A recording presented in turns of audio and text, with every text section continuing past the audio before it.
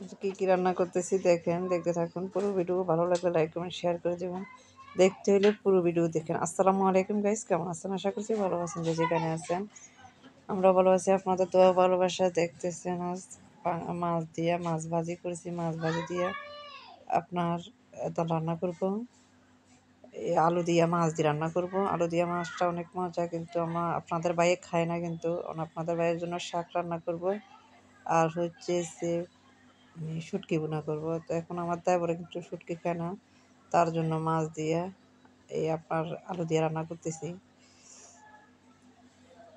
দেখতে থাকুন পুরো ভিডিও। ভালো লাগলে অবশ্যই লাইক কমেন্ট শেয়ার করে দেবেন, আর আপনারা আমাদেরকে সাপোর্ট করবেন, এটাই আশা করি।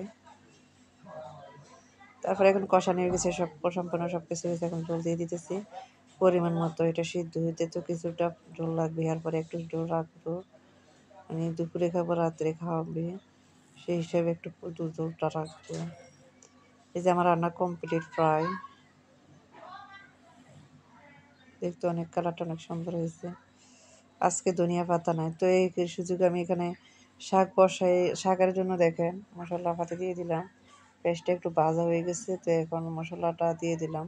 এটা একটু কষানি হোক, তারপরে মাছ ডাল দেবো। ডাল দিয়ে কুমড়া, মিষ্টি কুমড়ার শাক, এটা আমরা এভাবে খাই আমাদের দেশে। যারা পরশুরাম ফেনী পরশুরামের লোক তারাই জানেন, কিন্তু আমরা এইভাবে খাই। মাছের মাথা দিয়ে রান্না করবো। সময়তে আলু দিই, কিন্তু ডাল দিলে আলু দিই না, আলু দিলে ডাল দিই না। এখন ডাল দিয়ে রান্না করবো আজকে।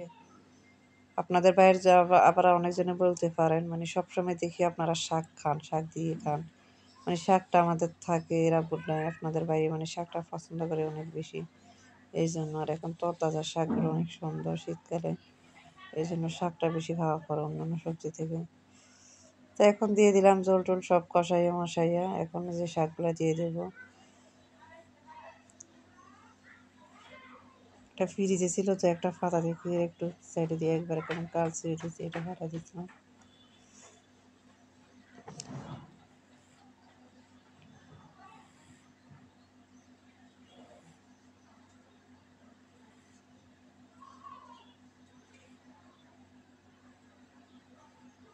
এই কিছুক্ষণ পরে আসি দেখি লাড়া দিয়া, এখন দেখতেছি হয় মানে একটু হয়ে গেছে গা, প্রায় কাছাকাছি হয়ে গেছে।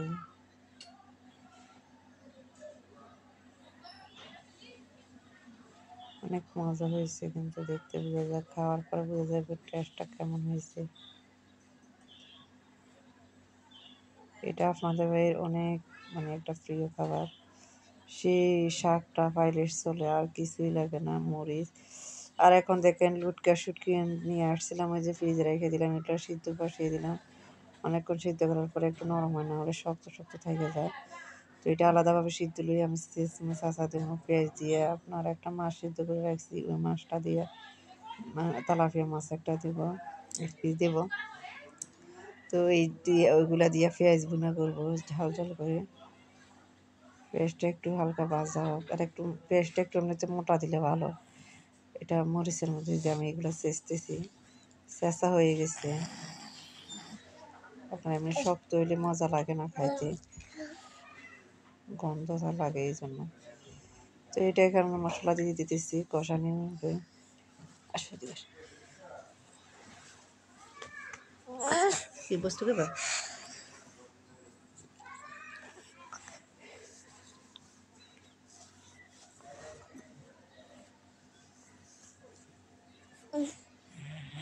এখন এই যে কষানি হয়ে গেছে।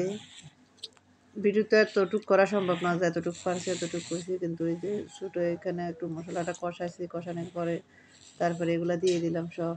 একটু পানি জল দিয়ে দেবো, এগুলো শুকাবে দেখবে, দেখলে অবশ্যই ভালো লাগবে। এটা একবার হলো বাসায় ট্রাই করে দেখে, এটা দিয়ে একটু হলো ভাত খাওয়া পেট ভরে খাইতে পারে, মানে মন ভরে পেট ভরে ভাতটা খাওয়া যায় একটু দিয়ে, অনেক মজা লাগে এটা, এই শুটকি বুনোটা। আবার অনেকজনে ডাক্তারদের খালি শুধু শুটকি বোনা করে, মাছ দেয় না।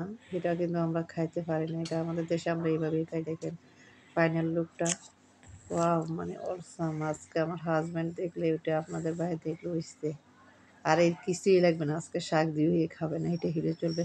তো আজ যেই পর্যন্ত ভালো লাগলে লাইক কমেন্ট শেয়ার করে দিবেন আর আমাদের পাশে থাকবেন, এটুকু আশা করি। ওকে, খোদা হাফেজ।